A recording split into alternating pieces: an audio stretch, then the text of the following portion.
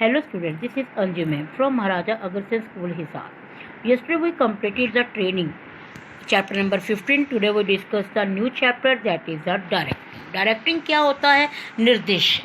अब निर्देशन क्या होता है? देखिए बेटा, हम लोगों ने अभी मैनेजमेंट के फंक्शन अब हम पढ़ रहे थे, जिसमें हमने पहले प्लानिंग किया था, फिर हमने ऑर्गेनाइजिंग किया था, फिर हमने स्टाफिंग किया था. अच्छा ये बताइए आप, क्या मतलब आपकी जो ह्यूमन मशीनरी है संस्था में, जैसे तो हमारी लैंड लेबर सब कुछ होता है, लेकिन जो लेबर लगती है क्या वो बिना डायरेक्शन के चल सकती है, या लेबर के बिना सारा काम सही तरीके से हो सकता है? अरे नहीं, क्योंकि हमारे लिए देखो बेटा, लेबर के लिए डायरेक्टिंग करना बहुत ज़रूरी है.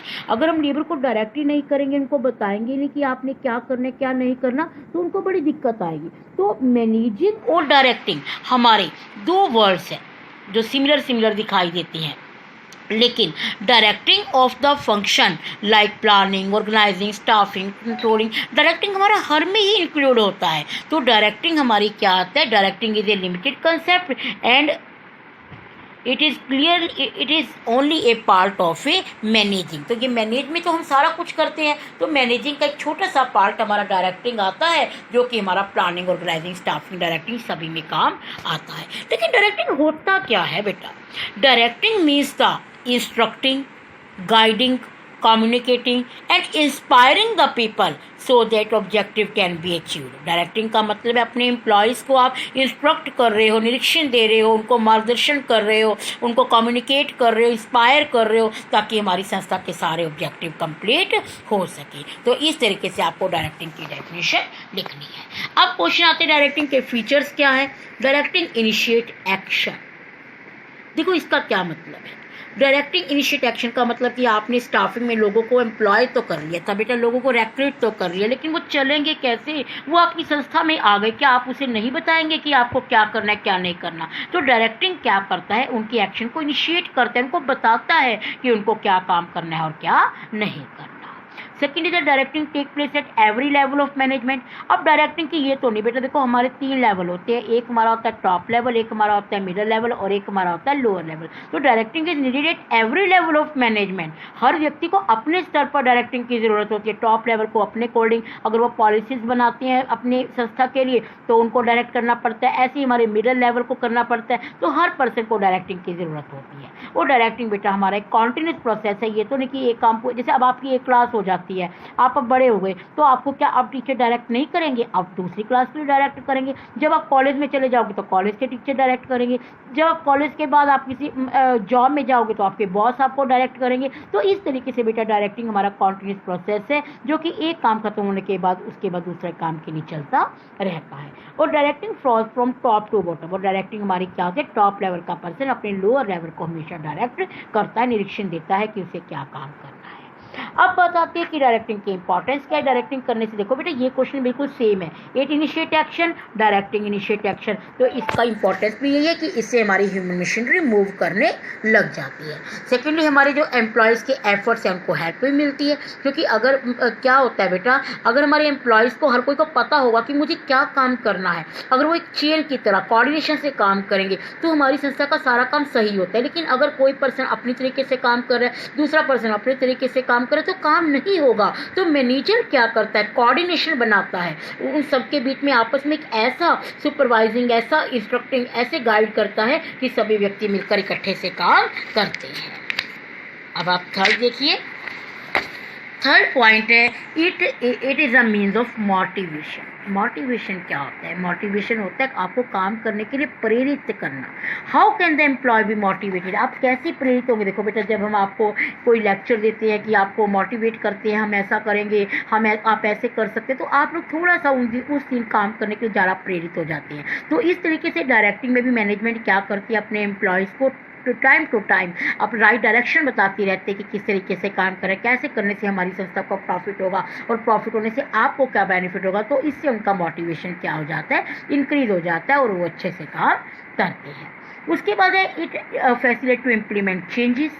देखो आपके बिजनेस में कोई ना कोई चेंज होता रहता है टाइम टू टाइम। अगर आप कोई नया चेंज होता है तो हम एक बार बेटा एडजस्ट नहीं कर पाते, लेकिन जब हम डायरेक्ट किया जाता है, हमें हमारे बड़े एम्प्लॉयज़ के द्वारा और बड़े बॉस के द्वारा बताया जाता है किस तरीके से काम किया जाए, तो हम शायद उसके अकॉर्डिंग काम करने लग जाते हैं और हम उसके डायरेक्शन में चलने। चलो इसको भी हम एक आज के करंट एग्जाम्पल के जरिए लेते हैं। अभी कोरोना वायरस चला हुआ, देखो बेटा आपको पता है कि पूरा देश बड़ी मुसीबत में खड़ा था, तो हमारे पीएम मोदी जी कभी कभी हमें डायरेक्ट करने आते हैं ना, और जब हमारा पहला लॉकडाउन खत्म होता है उसके बाद आते हैं, फिर वो सेकंड लॉकडाउन के बाद, और जैसा वो कहते हैं वैसा देखो हम लोग बड़ी खुशी खुशी करते हैं। कई बार उन्होंने हमें कई टास्क भी दिए और हमने करा भी, और अब वो हमें जैसे कि इंस्ट्रक्ट करते हैं कि तुम सोशल डिस्टेंसिंग रखो, मास्क लगाओ, जहाँ तक हो सके अपने घर पे रहो, तो हम उनकी डायरेक्शन में चल रहे हैं।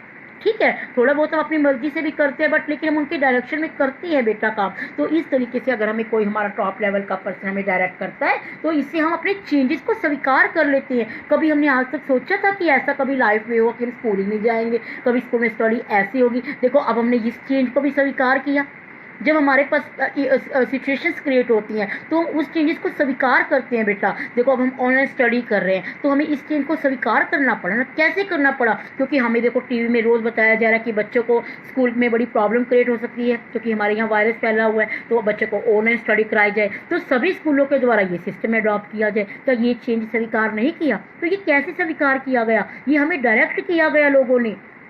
पहले हमें हमारे देखो हमारे जो मीडियाज़ है उन्होंने किया, हमारे मैनेजमेंट ने किया, या हमारे जो भी पर्सन हमें डायरेक्ट करते हैं बेटा, हम उसके अकॉर्डिंग उस चेंज को क्या करते हैं? स्वीकार करते हैं। तो डायरेक्शन क्या होता है? इंस्ट्रक्शन देना। हम आपको भी बेटा यही गाइड कर रहे हैं कि आप बेटा इस ऑनलाइन स्टडी को बड़े ढंग से करिए। अगर आप करेंगे तो आपको समझ जाएगा, और उसके बाद जब भी हम आपस में मीट करेंगे, मिलेंगे, तब हम आपकी सारी जो प्रॉब्लम्स होगी बेटा उसको मिलकर दूर करेंगे, और इस तरीके से हमारा काम हो जाएगा। ठीक है बेटा। अब हमारा इस चैप्टर का बेटा एक क्वेश्चन और है, वो है डायरेक्टिंग के प्रिंसिपल। डायरेक्टिंग के प्रिंसिपल क्या है? पहला प्रिंसिपल है principle of the maximum individual contribution. इसका मतलब है कि हर एक व्यक्ति का ज़्यादा से ज़्यादा सहयोग हो देना।